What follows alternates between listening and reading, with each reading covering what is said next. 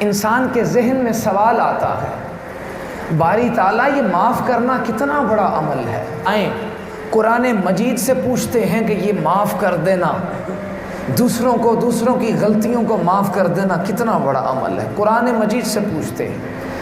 اللہ نے قرآن میں بہت سے نبیوں کے قصے بتائے، کہیں ہود علیہ السلام کا ہے، کہیں لوط علیہ السلام کا ہے، کہیں صالح علیہ السلام کا ہے، کہیں ایوب علیہ السلام کا ہے، کہیں یعقوب علیہ السلام کا ہے، کہیں نوح علیہ السلام کا ہے، کہیں ابراہیم علیہ السلام کا ہے۔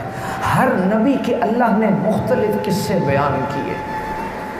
جب انسان کے ذہن میں یہ سوال آیا، باری تعالیٰ تو نے اپنے قرآن میں اتنے نبیوں کے قصے بیان کیے، سب سے احسن قصہ کس کا ہے؟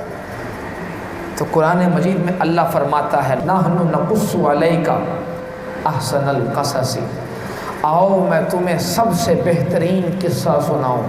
وہ قصہ میرے پیغمبر یوسف علیہ السلام کا ہے۔ سارے قصے بیان کیے، ہر نبی کے واقعے بیان کیے، لیکن جس نبی نے سب کو معاف کر دیا تھا، جب اس کی باری آئی ان کے قصے کے بارے میں قرآن نے کہا، ہم جو اب قصہ بتانے جا رہے ہیں سب سے احسن قصہ۔ یوسف علیہ السلام کا کیا قصہ تھا؟ ابھی آنکھ کھولی تو باپ کی اتنی شفقت ملی کہ بھائیوں نے حسد کرنا شروع کر دیا۔ حسد اتنا بڑھتا گیا کہ سگے بھائیوں نے اپنے چھوٹے بھائی کو قتل کرنے کی سازش بنائی۔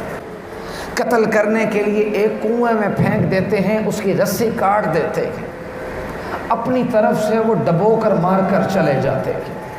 وہ تو منشائے الہی تھا، اللہ کی رضا تھی کہ اللہ نے بچا لیا، اپنی طرف سے وہ مار کے چلے جاتے ہیں۔ دیکھو یوسف علیہ السلام پر کیا بیت رہی۔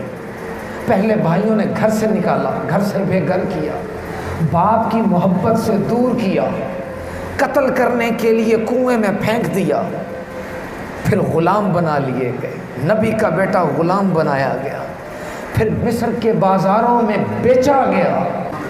نبی کے بیٹے کے اوپر سب سے بدترین اور گندی ترین تہمت لگائی گئی۔ آپ دیکھ لیں کیا کیا سلوک کیا گیا۔ تہمت لگائی گئی، تہمت لگنے کے بعد 12 سال کی جیل کاٹی، 40 سال نبی یعقوب علیہ السلام کے پیارے بیٹے یوسف علیہ السلام نے تکلیف میں گزارے، اس کرب میں گزارے۔ 40 سال کے بعد وہ بھائی جن کی وجہ سے وہ سارا کچھ ہوا تھا، سب کچھ تباہ ہوا تھا، بکے بھی تھے، جیل میں بھی گئے، سارا کچھ اس واقعے کی بنیاد بنے تھے جو بھائی، جب وہ آتے ہیں شرم سے سر جھکاتے ہیں۔ آپ چاہتے تو نبی بھی تھے، حاکم بھی تھے، تو ان سے بدلہ لینے کی طاقت بھی رکھتے تھے۔ یہ نہیں کہ صبر کر لیا اس لیے کہ طاقت نہیں تھی، بدلہ لینے کی پوری طاقت رکھتے ہوئے فرمایا جب سارے جھک گئے اور معافی مانگنے لگے تو قربان جائیں۔ قرآن نے جس کو احسن القصص کہا گیا، سب سے حسین قصہ، سب سے اچھا قصہ، اس میں سب سے بڑی بات یہی تھی کہ یوسف علیہ السلام نے جب ان کا حال دیکھا تو فرمانے لگے، لا تثریب علیکم اليوم، آج کے دن میں تجھ سے کوئی بدلہ نہیں مانگتا، میں نے جو اللہ کے لیے تجھے معاف کیا۔ کوئی بندہ نہیں کہتا کہ میں نے اتنی مشکلات اٹھائیں، اتنا عرصہ، اتنی عمر اپنے باپ سے دور رہا، گھر سے بے گھر رہا، غلام بن کر بکا، آج چاہوں تو بدلہ لوں، لیکن نہیں، اللہ کے محبوب بندوں کی یہ ریت ہی نہیں ہوتی کہ وہ طاقت کے باوجود بھی بدلہ لیں، وہ اللہ کے لیے معاف کر دیتے ہیں۔ اب یہاں سے پتہ چلا جو بندہ کسی کو طاقت کے باوجود، قدرت کے باوجود اللہ کے لیے معاف کر دیتا ہے، وہ نبیوں کی سنت پوری کرتا ہے۔